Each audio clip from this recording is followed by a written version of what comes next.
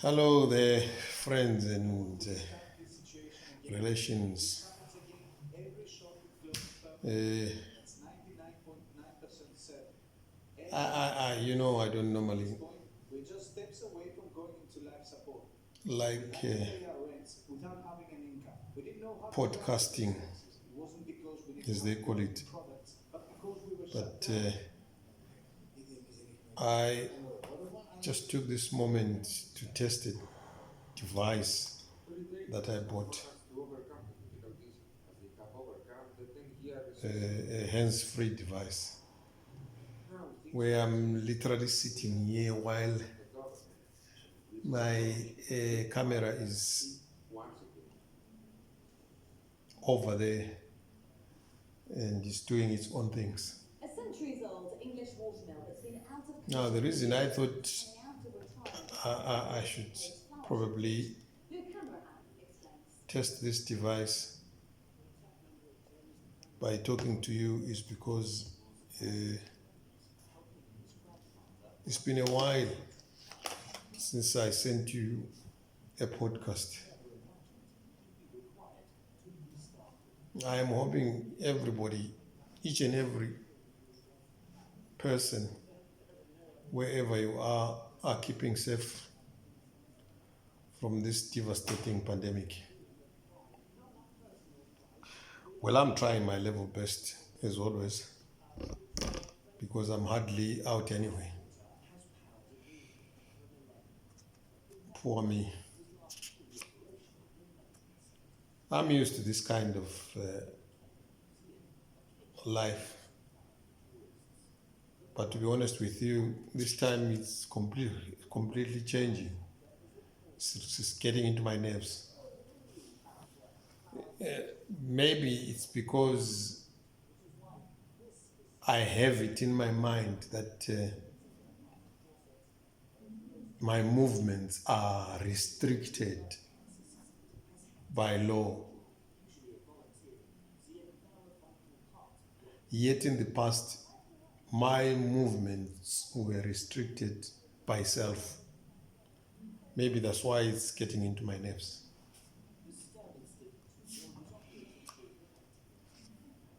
Well, I'm a bit pleased to note that everybody around the world is clamoring about getting back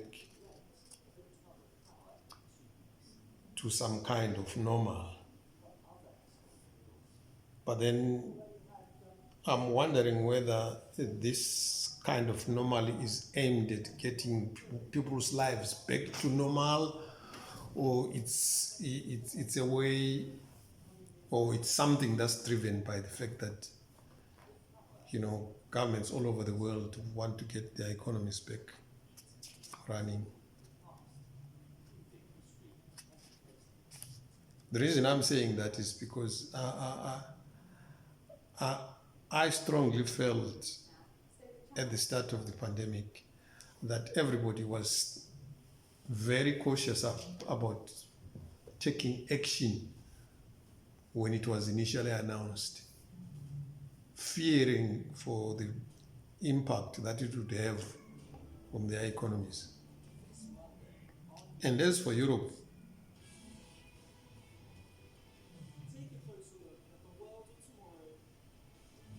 and the West, which basically is America, I think there was some kind of laissez-faire attitude, and people were telling themselves it's a Chinese thing. Somehow they didn't believe it will eventually get to their backyards.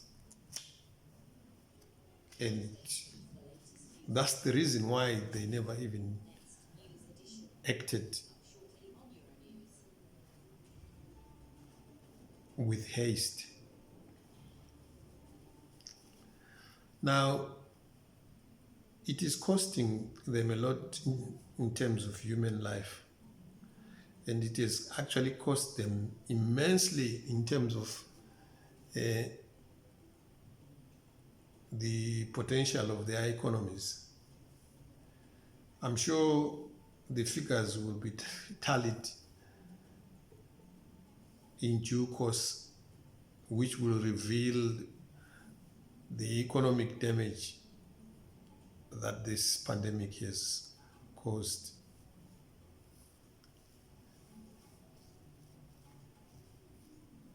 From where I stand, I think if at the announcement of the pandemic, all countries had decided to freeze intercontinental or inter-country flights,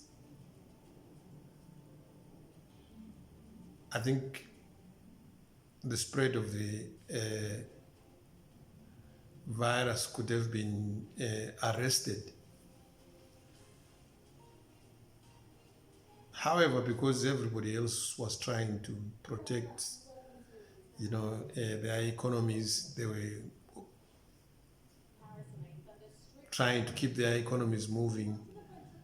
They decided to look the other side until it started knocking at their doorsteps, which was rather too late.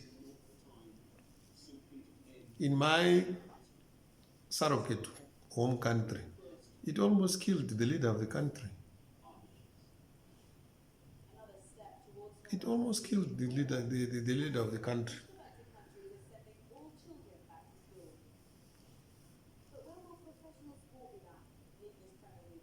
Which shows you what extent it had gone to. He was one of the people who was going around, visiting public facilities, shaking hands, and doing everything that perhaps a normal person should be doing, despite the fact that there was an announcement about the outbreak. Now, his attitude perhaps is a clear indicator of the general attitude that was there in the West.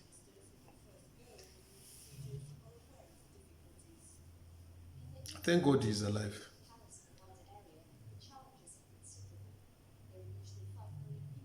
But many more people haven't had the chance to survive. And I'm sure many more are fighting for their dear lives.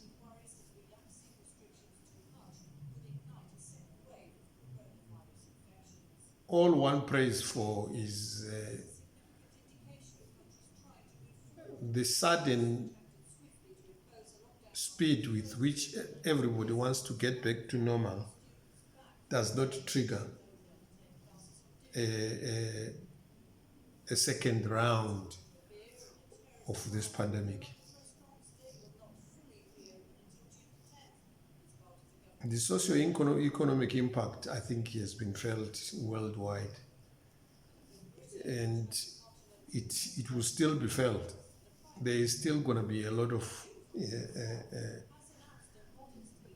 burden for the countries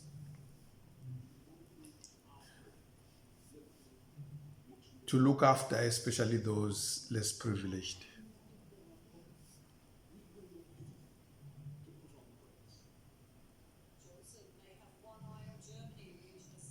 It is fortunate in Africa that we haven't had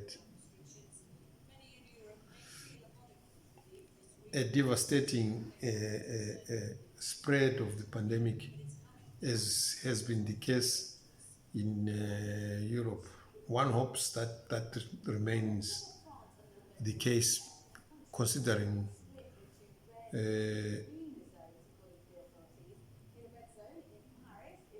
the state of some of the medical facilities or the health systems in Africa, if I may put it that way.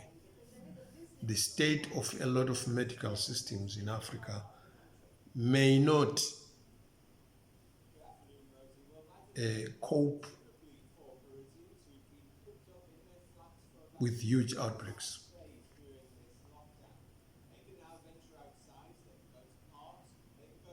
And I'm sure this is going to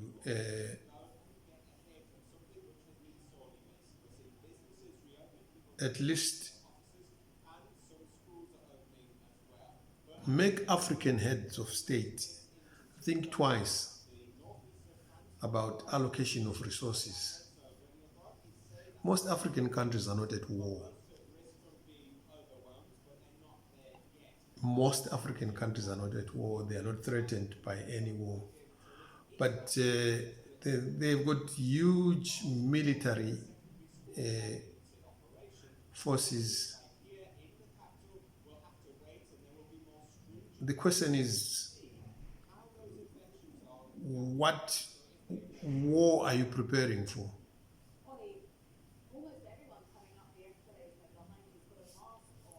Yet hospitals don't have facilities. The health systems are in shambles. Most African leaders go for treatment elsewhere, which in essence should be raising a lot of eyebrows. Because if you cannot be treated in your own country by your own medical services, but you expect the people you lead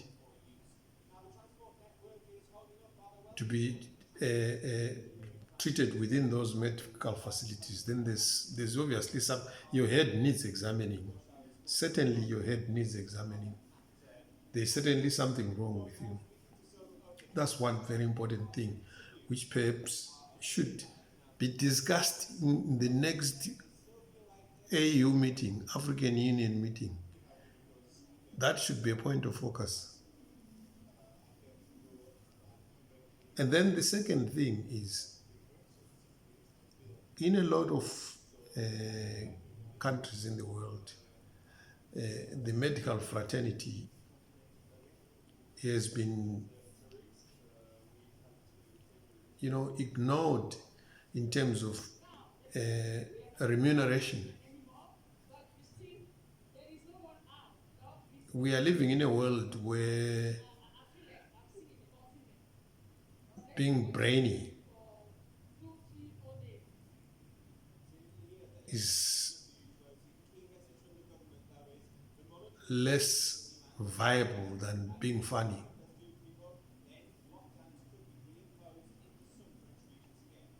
In terms of making money. Because if you can entertain people, if you can make people laugh, you earn more money and you become a celebrity with lots of monies. But if you can operate on somebody's heart and save their life, you don't seem to get an equivalent amount of money. Surely there must be something wrong in society. We have a society with upside down priorities. We are a humanity that seems to be saying it's making progress, yet it is being retrogressive because our choice of priorities are questionable. And the outbreak of corona, or the outbreak of this virus, has actually exposed all this. I'm sure there's going to be a lot of learning that will take place within the developed world and even in the less developed countries.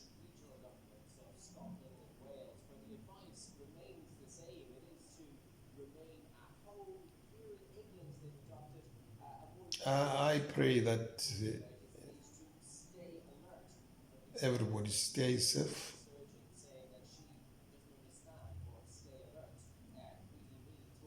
Everybody stays alert, like they're saying in one country.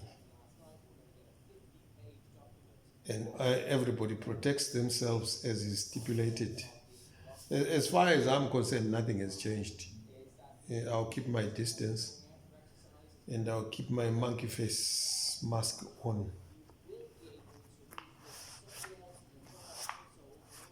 until such time that somebody tells me that this is gone, or its prevalence is just like any other disease that we are living with. I know in Africa we've lived with AIDS, we've lived with other pandemics, Ebola being one of them, which caused a lot of devastation. AIDS, the loss of life due to AIDS in Africa is unparalleled.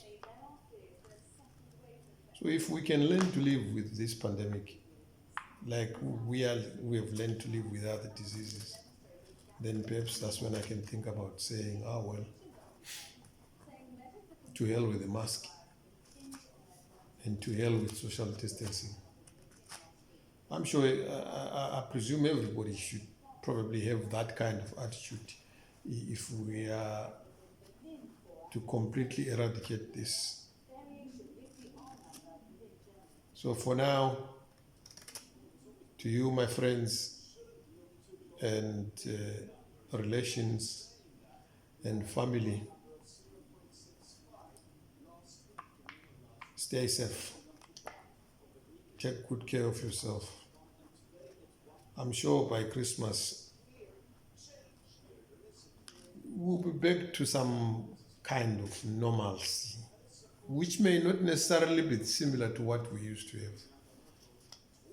I've told myself that things will probably be okay by December.